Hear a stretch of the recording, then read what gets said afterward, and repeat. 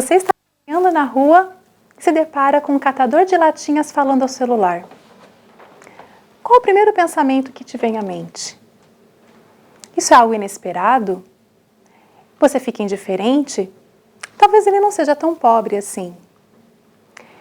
Quando falamos sobre a pobreza, é um tema envolto em estereótipos, achismos e clichês. Uma rápida passada pela internet e você vai observar isso. Não vão faltar charges, memes e posts, dando a ideia de que as pessoas pobres são aquelas que ficam numa rede aguardando o benefício do governo. Elas optam por não trabalhar, optam por não estudar e até mesmo optam por não sair da pobreza. Por trás de tudo isso, há a ideia de que são tomadores de decisão ruins, não sabem escolher. E como economista comportamental, um dos meus principais objetivos é entender este processo decisório que envolve a tomada de decisão, e mais especificamente, na questão da pobreza. E por essa razão, eu tenho trabalhado em comunidades carentes da região de Curitiba. O que eu tenho observado são coisas bastante distintas, assim como também é distinta a teoria que cerca esse tema. E ela é especialmente interessante, porque numa dessas teorias, acredita-se que a mente, o cérebro da pessoa pobre funciona como um computador, só que cheio de janelas abertas. E essas janelas, elas acabam por prejudicar a eficiência no processamento das informações. E numa analogia com o cérebro da pessoa pobre, essas janelas são as preocupações, as escassez que ele enfrenta, então as decisões ficam ruins, porque elas experimentam uma redução na capacidade cognitiva. Essa é a teoria da banda larga mental. Mas há também uma outra forma de você pensar a decisão em situação de pobreza. Se a pessoa está sempre vivendo em condições de poucos recursos e escassez, é muito natural que ela pense muito sobre cada decisão a ser tomada. Então, ela faz escolhas mais lógicas, mais racionais e se tornaria, inclusive, melhores tomadores de decisão.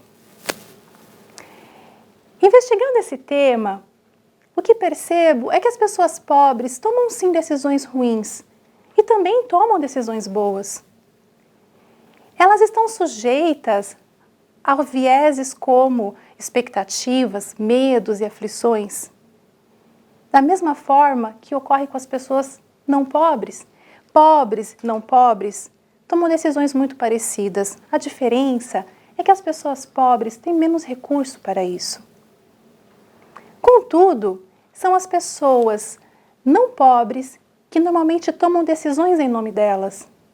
Elas geralmente são tuteladas por pessoas que não vivem as suas realidades. E elas não são nem ouvidas para isso. Vou dar um exemplo. Um político foi até a comunidade em que eu atuo e ofereceu uma UPA, uma unidade de pronto atendimento àquelas pessoas. Ele não perguntou o que elas queriam, porque na verdade elas queriam um campo de futebol. E quando ele soube disso, ele ficou muito irritado, porque olha a diferença do investimento necessário para um campo de futebol e para uma UPA. Por que vocês querem uma coisa tão simplória quando podem ter algo muito melhor? A questão é que ele não entendeu a real necessidade que eles tinham, ele não compreendeu o contexto daquelas pessoas. Então essa foi a primeira lição que eu aprendi. Quer dizer, eu achei que tinha aprendido. Porque não demorou muito, houve uma situação que foi muito emblemática para mim. Um determinado momento do ano, de especial chuva e tempo úmido, típicos de Curitiba, não havia roupas secas na comunidade. E eles estavam sofrendo muito com isso. Eu fiquei ponderando o que eu poderia fazer para ajudá-los. E então, eu tive uma ideia que me pareceu genial. Eu iria construir uma lavanderia comunitária e resolver de vez essa questão das roupas. Não seria difícil encontrar empresários interessados em me ajudar. oferecendo lavadoras e secadoras. Então, muito empolgada, eu procurei a líder comunitária para expor a minha ideia. E ela, com toda a paciência, olhou para mim e disse: olha, seria uma ideia perfeita. Não fosse o fato de que nós não temos saneamento básico. Então a água dessas lavadoras iriam escorrer por um chão já encharcado, invadindo a casa das pessoas. E as secadoras, como a nossa energia é irregular, é o chamado gato, iria puxar tanta força que toda a comunidade ficaria no escuro. Era uma solução perfeita para o meu mundo. Era um caos para o mundo deles. Sim, eu sabia que eles não tinham saneamento básico e nem eletricidade regulamentada.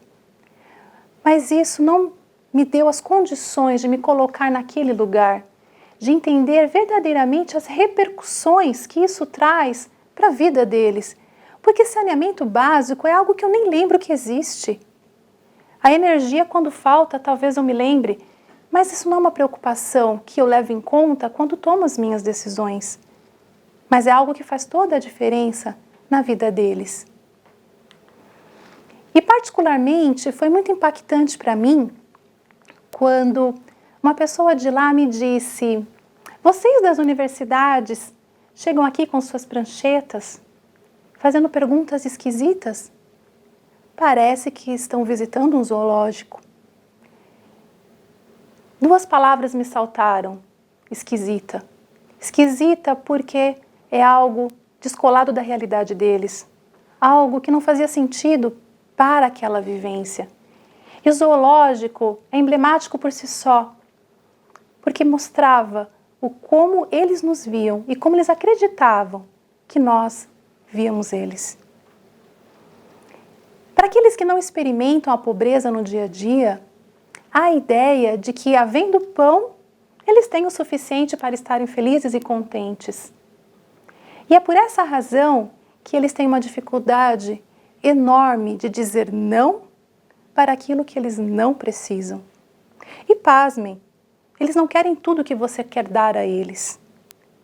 Mas eles têm medo de serem considerados ingratos, porque eles sabem que na outra ponta, qualquer recusa pode soar como arrogância. Afinal de contas, pé de pobre não tem número.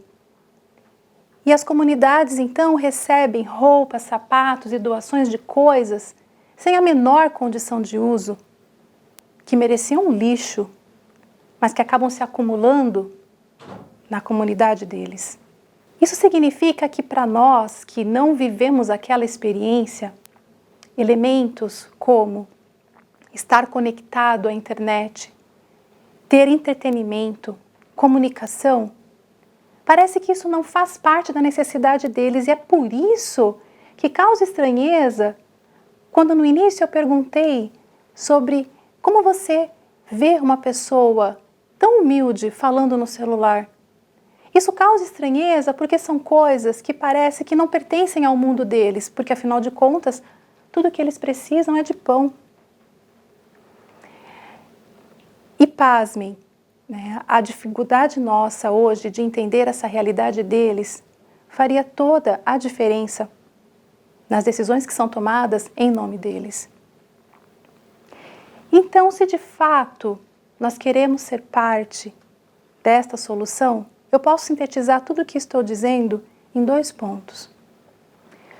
O primeiro ponto é ter a humildade, a empatia e a verdadeira escuta para entender aquele contexto de vida. Entender o que faz sentido para eles, na lógica deles e na experiência que eles vivem.